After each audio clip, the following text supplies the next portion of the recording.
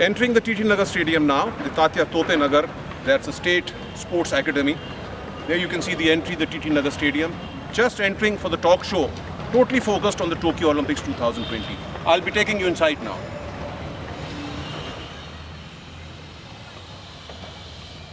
Standing at the stadium inside, the TT Nagar Stadium, the academy, the State Sports Academy. And as you can see, a beautiful track and beautiful field here inside the stadium. We've got nearly about 300 students, 300 sports persons practicing in the morning and the evening. We can we just have a close-up, Sushil? Just have a close-up of this beautiful track.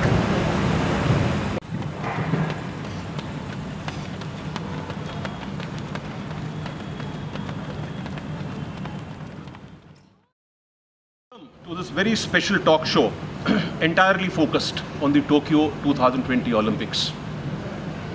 Scheduled to be inaugurated on the 23rd July 2021. Though the name is 2020, but it's being held in 2021, which of course we'll discuss in this talk show. And as per the reports coming, the inauguration to be done by the Emperor, the Japanese Emperor, Mr. Naruhito, and that will be done on the 23rd, as I said. But what a grand affair it's going to be. More than 205 countries participating. More than 339 events taking place in 33 disciplines. I think after the two waves of corona which have gone by, this is one of those great grand spectacles which the people are waiting for eagerly. And we took this chance, I took this chance from Cook Speaks to pay a lot of good luck, to give a lot of good luck to all the Indian contingent who have already reached Japan. And I'm sitting at a place right now where you can see the background, and then you can see the complete foreground, that this is the stadium. This is known as the TT Nagar Stadium, which comes under the Sports State Department. It belongs to the Department of Sports and Youth Welfare. I'm sitting here. And it's been an absolutely remarkable achievement by this academy, which was started way back in 2006. वो remarkable ऐसा रहा कि इस वर्ष Olympics में मध्य प्रदेश के 4 बच्चों का ओलंपिक स्क्वाड में सिलेक्शन हुआ. ओवरऑल 10 का हुआ, 6 भोपाल मध्य प्रदेश के बाहर के थे. जो 4 बच्चों का इसी स्टेडियम से, इसी एकेडमी से जो सिलेक्शन, जो उन्होंने प्रैक्टिस करी और अपने हुनर सीखे, उसमें विवेक सागर हॉकी के लिए थे, और उसके बाद ऐश्वर्य प्रताप जो है वो शूटिंग के लिए गए. फिर आपकी जो पैरा ओलंपिक्स में है उसमें प्राची यादव है ग्वालियर की, जो वाटर स्पोर्ट्स में है, और फिर रुबीना फ्रांसिस हैं जो कि शूटिंग में है. इस तरीके से 4 बच्चों का इसी स्टेडियम से सीख के, हुनर सीख के गए, और बाकी 6 जो हैं, जो बाकी हिंदुस्तान के बाहर से हैं, जैसे वंदना कटारिया जी हैं, ऐसे और भी हैं जो 6 लोग हैं जिनका टोटल 10 लोगों का सिलेक्शन हुआ. हाँ, जापानीज़ की जो अभी जो जापान में जो टोक्यो में अभी जो ओलंपिक्स होने वाला है, उसके लिए ज़रूर मैं एक चीज़ बोलूँगा कि 2-3 डिसएडवांटेजेस बहुत ज़्यादा मुझे लगते हैं जो महसूस होंगे एथलीट्स को. सबसे पहला तो कोरोना का फियर है, कोविड का फियर है, क्योंकि अभी जो रिपोर्ट प्राप्त हुई है, ऑलरेडी कुछ लोगों का, कुछ ऑफिशियल्स का पॉजिटिव टेस्ट हुआ है. वो एक दिक्कत वाली बात रहेगी. फिर एक दूसरी चीज़ जो जापान में बहुत दिनों के बाद हुई है, which is known as the wet bulb global temperature, जो जनरली 30 डिग्रीज़ को एक्सीड नहीं करता. और ये जो वेट बल्ब ग्लोबल टेम्परेचर होता है, ये 3 चीज़ों को कंप्रोमाइज़ करता है, जिसमें एयर टेम्परेचर होता है, ह्यूमिडिटी होती है, और सोलर रेडिएशन होते हैं. और तीसरा ऑफकोर्स नो स्पेक्टेटर्स. जैसे अभी मैं बैठा हुआ हूँ और आप पीछे देख रहे हैं पूरा खाली वीरान स्टेडियम है, तो एक खिलाड़ी के लिए तालियां, गूंज, हल्ला, जो एक एनकरेजमेंट रहता है, वो एक बहुत ही ज़रूरी चीज़ रहती है, जो मिसिंग रहेगी. क्योंकि कभी कभी क्राउड सपोर्ट से आदमी एक हारा हुआ मैच भी जीत जाता है. ये काफ़ी उदाहरण ऐसे रहे हैं. तो इतनी अच्छी स्पोर्ट्स एकेडमी, इतना बढ़िया संचालन, इतना बढ़िया इंफ्रास्ट्रक्चर, सब कुछ के लिए मैं अभी आपका तारुफ कराता हूँ यहीं के मध्य प्रदेश के director sports and youth welfare Shri Pawan Kumar Jain साहब का. उनसे आपकी मुलाकात कराने के पहले मैं उनके बारे में थोड़ा बता दूं आपको. 3 चीज़ों का हुनर है जैन साहब के पास. पहला, आप 1987 बैच के IPS अफसर हैं, स्पेशल DG हैं, डायरेक्टर स्पोर्ट्स हैं. तो एक पुलिस वाले होने के नाते इनके पास एक बेटन तो हर वक्त रहता है, तो डिसिप्लिन के तो माहिर आदमी हो गए. दूसरा, बहुत ही अच्छे बैडमिंटन खिलाड़ी हैं. तो बैडमिंटन का रैकेट सदा इनके पास रहता है, सुबह 6 बजे प्रारंभ करते हैं. तो चूँकि he is a sportsman, he understands the gut feeling of a sportsman very well. और तीसरा, बहुत ही अच्छे लेखक हैं, बहुत ही अच्छे कवि हैं. तो काफ़ी उलझी हुई चीज़ों को बड़े सुकून से, बड़े प्यार से सुलझा देते हैं। तो अब मैं आपका तारुफ श्रीमान जैन साहब से कराता हूँ और इनसे अपन बातचीत करेंगे इस एकेडमी में जो बच्चे अभी आए, आगे का प्लान, और ओलंपिक में 2021 में अपनी हिंदुस्तान की क्या चांसेस हैं। जैन साहब।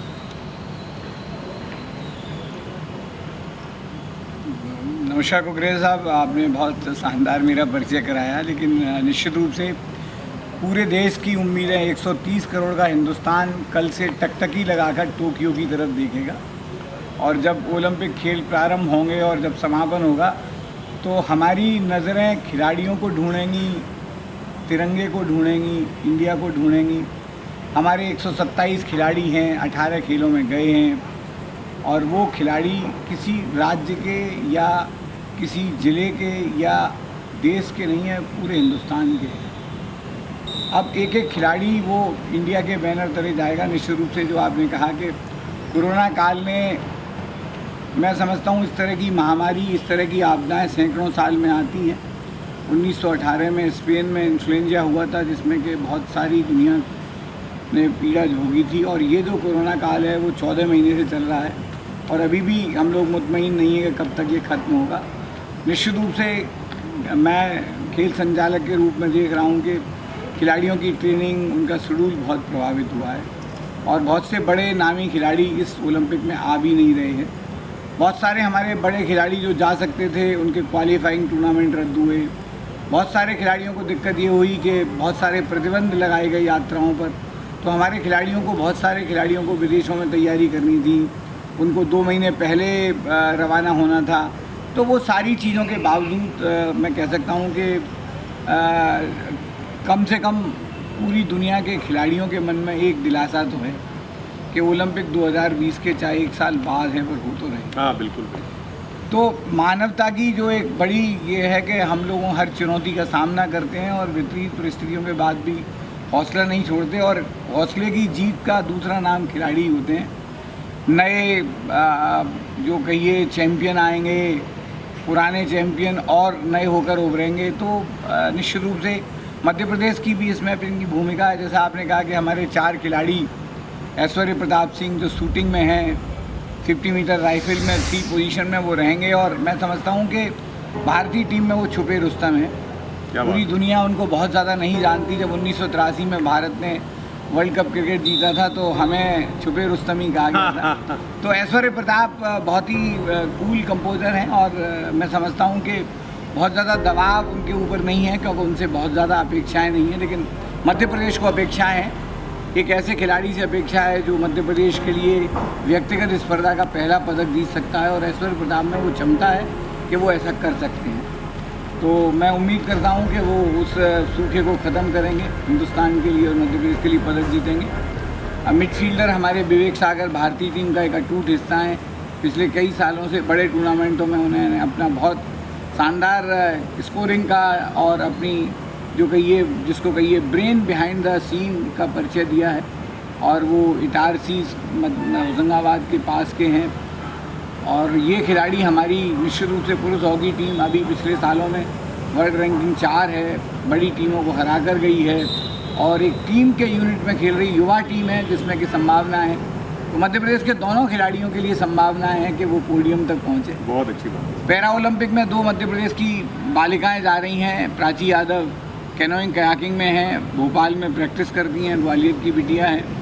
जबलपुर की बिटिया रुवीना जो हमारे साथ ट्रेनिंग कर रही है, वो पिस्टल में उसने ओलंपिक कोटा लिया है। संभावना, चूँकि वो वर्ल्ड रिकॉर्ड होल्डर है, तो उनकी संभावना है कि वो भी टोक्यो में पैरा ओलंपिक में जाएंगी। लेकिन हमारे 6 खिलाड़ी और हैं जिनकी ट्रेनिंग मध्य प्रदेश की अकादमियों में हुई है, जिसमें चाहे वो पुरुष हॉकी में नीलकांत शर्मा हों, महिला हॉकी में सुशीला चानू, वंदना कटारिया, रीना खोकर, ई रजनी और तमाम खिलाड़ी हों। लेकिन निश्चित रूप से मध्य प्रदेश से उनका जुड़ाव रहा है, हमारी अकेडमियों के साथ लगाव रहा है। तो हम कह सकते हैं कि वो भारतीय टीम के आधार स्तंभ है महिला हॉकी और पुरुष हॉकी में। तो मध्य प्रदेश के अलावा मैं समझता हूँ इस बार हिंदुस्तान की संभावनाएँ लंदन से भी ज़्यादा हैं। लंदन में हमारे खिलाड़ियों ने 6 पदक जीते थे। रियो में हमारी संख्या 2 रह गई थी। टोक्यो में हम चाहते हैं कि ये आंकड़ा 2.5 में पहुँचे। सबसे बड़ी हमारी उम्मीद शूटिंग में है। सौरभ चौधरी हों, ऐश्वर्य प्रताप हों, मनु भाकर हों, अभिषेक वर्मा हों, दिव्यांश परमार हों, राही सरनवजोत हों, संजीव राजपूत हों, 15 के 15 खिलाड़ी हमारे कह सकते हैं कि हर खिलाड़ी से हम पदक की आशा कर सकते हैं और कम से कम मैं मानता हूँ 4 से 6 पदक हमें शूटिंग में मिलना चाहिए। बहुत अच्छा। और जो वहाँ हमारे खिलाड़ियों की क्रोएशिया में ट्रेनिंग करवाई राइफल संघ ने, वो निश्चित रूप से एक बड़ा काम है कि उनको बहुत पहले हमने भेजा, उनकी ट्रेनिंग कराई और उससे खिलाड़ियों को फ़ायदा होगा। हमारी दूसरी बड़ी उम्मीद कुश्ती में है। 2 हमारे विश्व के सबसे बड़े सितारे बजरंग पूनिया और विनेश फोगाट पुरुष और महिला वर्ग में स्वर्ण पदक के दावेदार हैं। मैं उनको स्वर्ण पदक से नीचे का दावेदार नहीं मानता। इसके अलावा रवि धाहिया छुपे रुस्तम हो सकते हैं, वो भी पदक जीत सकते हैं। इसके अलावा बॉक्सिंग में हमारे चाहे वो अमित पंघाल हों, चाहे मैरी कॉम हों, चाहे और भी तमाम खिलाड़ी हों, विकास कृष्ण का तीसरा ओलंपिक है, ये हमारे बॉक्सिंग में पदक के दावेदार हैं। और निश्चित रूप से महत्वपूर्ण होता है आपका ड्रॉ कैसा है, आपका अपोनेंट कैसा है। कई बार खिलाड़ियों को इंजरी हो जाती है, अगर उससे इंजरी से बचे रहे और ड्रॉ उनको अनुकूल मिलता है तो बॉक्सिंग में भी हम लोग पदकों की आशा कर सकते हैं। इसके बाद जो हमारी सबसे बड़ी उम्मीद जो हमेशा रहती है, जिसमें हमने 8 गोल्ड जीते हैं, वो हमारी हॉकी है। इस बार हमारी पुरुष हॉकी टीम सिडनी ओलंपिक में हम लोग सेमीफाइनल में अंतिम क्षणों में पोलैंड से बराबरी के कारण नहीं पहुंच पाए थे। इस बार मुझे लगता है कि हमारी टीम सेमीफाइनल में पहुंचे और उससे भी आगे जाए, ये उम्मीद मुझे हॉकी की टीम से है। तीरंदाजी में अभी दीपिका कुमारी वर्ल्ड नंबर 1 है। अभी हाल ही में उन्होंने वर्ल्ड कप में अच्छी हासिल की है। दीपिका के साथ अतानु की जोड़ी है। तीरंदाजी में हम लोग पदकों की उम्मीद कर सकते हैं। तो ये तो हमारे जो प्रमुख खेल हैं, लेकिन हमारे इंडिविजुअल सितारे भी हैं, चाहे वो नीरज चोपड़ा हो, बिल्कुल मैं आ रहा था। एथलेटिक्स में वो अभी जिस फॉर्म में है, वो निश्चित रूप से एथलेटिक्स में हिंदुस्तान में अभी तक हमारी पूरी उपलब्धि 2 खिलाड़ियों की है, मिल्खा सिंह और पीटी ऊषा के, वो चौथे स्थान पर रहे थे। मुझे लगता है कि पहली बार पदक के लिए कोई असली दावेदार हैं वो नीरज चोपड़ा हैं। हमारी महिला रिले टीम और कमलप्रीत जो हैं, 2-3 खिलाड़ी ऐसी हैं जो कि फाइनल में पहुंच सकते हैं और फाइनल में पहुंचने के बाद वो पदक के दावेदार हो सकते हैं। इसके अलावा कुछ ऐसे खेल हैं जहां पे खिलाड़ी व्यक्तिगत कारणों से, जैसे टेबल टेनिस में अचांता और मणिका बत्रा की जोड़ी, और वो सिंगल्स और अपनी टीम इवेंट में भी जीत सकते हैं। सानिया मिर्जा डबल्स की एक बेस बेहतरीन खिलाड़ी हैं, अंकिता रैना के साथ। वो भी चूँकि वो ग्रैंड स्लैम जीत चुकी हैं, बहुत सारे पार्टनर उनकी अभी फॉर्म में चल रही हैं, तो उनके लिए भी संभावना है। सुमित नागल अच्छा है साहब। तमाम हमारे खिलाड़ी हैं जो कि कहीं ना कहीं पदक पर अपनी दावेदारी कर सकते हैं। तो मैं मानता हूं कि 10-12 पदक इस बार भारत को मिलने चाहिए और हमारी सबकी उम्मीद है कि इस बार हम 2.5 में पहुँचें। 2024 और 28 में भारत पहले 10 देशों में आए। क्या बात। और यही भारत सरकार का जो खेल मंत्रालय है, जिसने पूरी योजनाएं बनाई हैं, चाहे वो खेलो इंडिया हो, टारगेट ओलंपिक पोडियम हो, उनका परिणाम धीरे धीरे देश को मिलेगा। बिल्कुल। कोई रातों रात माइकल फेलिप्स और यूसेन बोल्ट नहीं बनता है।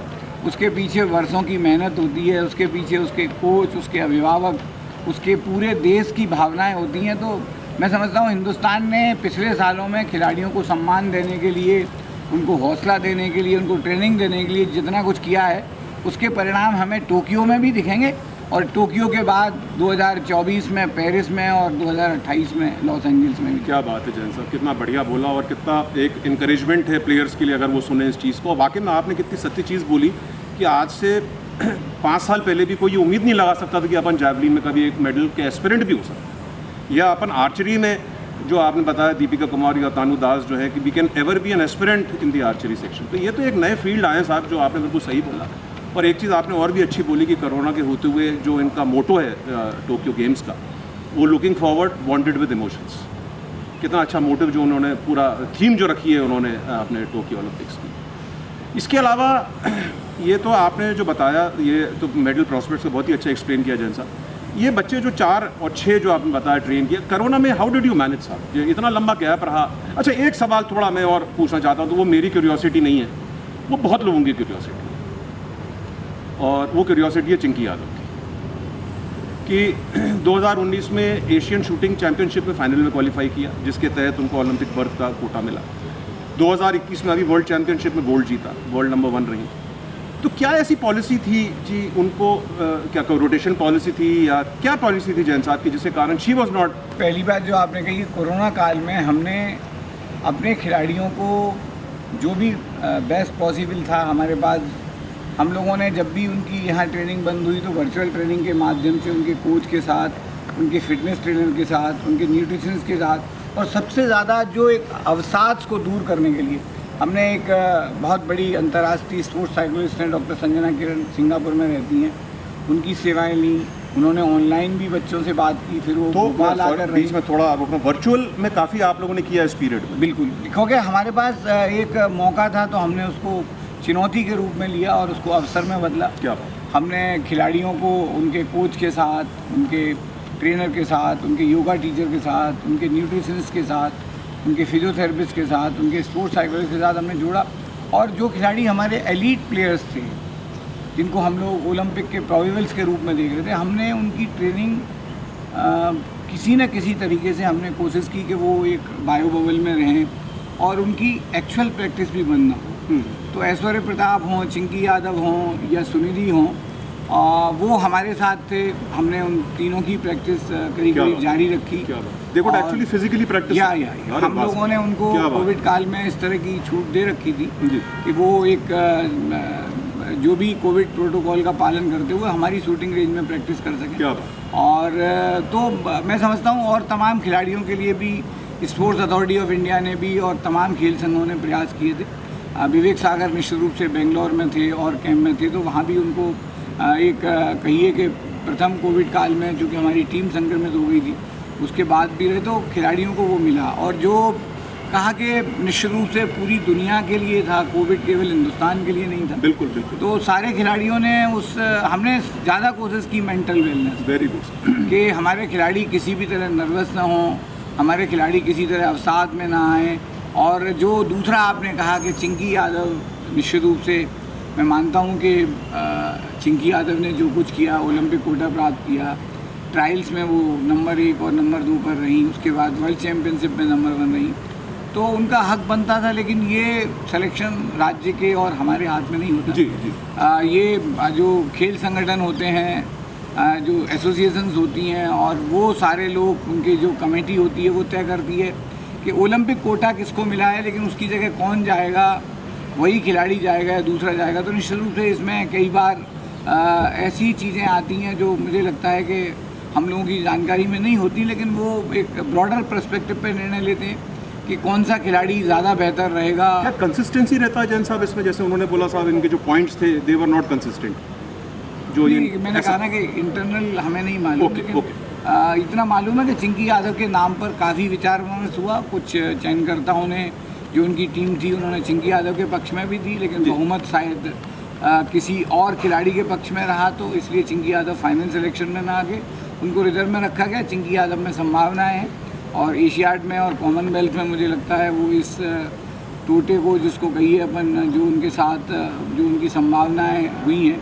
कि वो ओलंपिक में नहीं जा पा रही, लेकिन वो प्रतिभावान खिलाड़ी है और अगले ओलंपिक में भी वो जा सकती हैं और एशियाड और कॉमनवेल्थ में जीत सकती हैं। तो उनके लिए संभावनाएं ख़त्म नहीं हुई हैं। मैंने कहा ना कि देश बहुत बड़ा है जी, और एसोसिएशंस में जो चयन प्रक्रिया होती है वो बंधनकारी है, और राज्य सरकार के पास और हमारी एकेडमी के पास स्वीकार करने के अलावा कोई और विकल्प मैं आपकी तारीफ बिल्कुल नहीं कर रहा था। आप सोचेंगे मैं प्रश्न ऐसा पूछ रहा हूँ आपसे कि ये कुकरेजा तुम मेरी तारीफ करो, बिल्कुल तारीफ नहीं कर रहा था। इसके पहले मैंने जलालुद्दीन जो ओलंपियन थे उनसे एक बड़ा अच्छा इंटरव्यू लिया था सुशील कुमार के विषय में, जो मैं डिस्कस नहीं करूँगा। और हम एक बड़े कॉमन उसमें कंक्लूजन में पहुँचे थे कि साहब जितने हिंदुस्तान में जो डायरेक्टर स्पोर्ट्स हैं, at least they should have some sort of a sports background. जैसे आपका इतना अच्छा एक नॉलेज है, मैं घूमता रहता हूँ साहब, काफ़ी लोगों से मुलाकात होती है। अब आपका जितनी इन डेप्थ नॉलेज है, ये मेरा जो एक सोच है, मैंने कहा ना मैं तारीफ़ नहीं कर रहा आपकी, तो क्या ये नियुक्तियाँ, जैसे आप आए तो आप जब आए और आपने इस स्टेडियम को संभाला, तो निश्चित रूप से उस डेट से आज में काफ़ी इंप्रूवमेंट रहा होगा, आपकी एक इंटरेक्शन प्लेयर्स के साथ रहा होगा, पर्सनल इंटरेक्शन प्लेयर्स के साथ रहा होगा। तो आप ऐसा समझते हैं कि हाँ, एक खेल का बैकग्राउंड से डायरेक्टर स्पोर्ट्स की जो नियुक्ति होती है उसमें फ़र्क पड़ता है? देखिए, कहीं भी अगर आप किसी भी, देखिए क्या होता है, ये आजकल का दौर विशेषज्ञता का दौर है। बिल्कुल बिल्कुल। तो जो प्रशासनिक अधिकारी हैं वो विशेषज्ञ तो नहीं हो सकते। बिल्कुल बिल्कुल। मैं कोच का स्थान नहीं ले सकता। आप कोच का स्थान नहीं ले सकते, लेकिन आप एक गाइडेंस अगर मैं खिलाड़ी हूँ या खेल प्रेमी हूँ या खेल समीक्षक हूँ या खेलों से मेरा लगाव और जुड़ाव है, तो मैं खेलों के प्रति ज़्यादा संवेदनशील हूँ। बिल्कुल, एग्जैक्टली।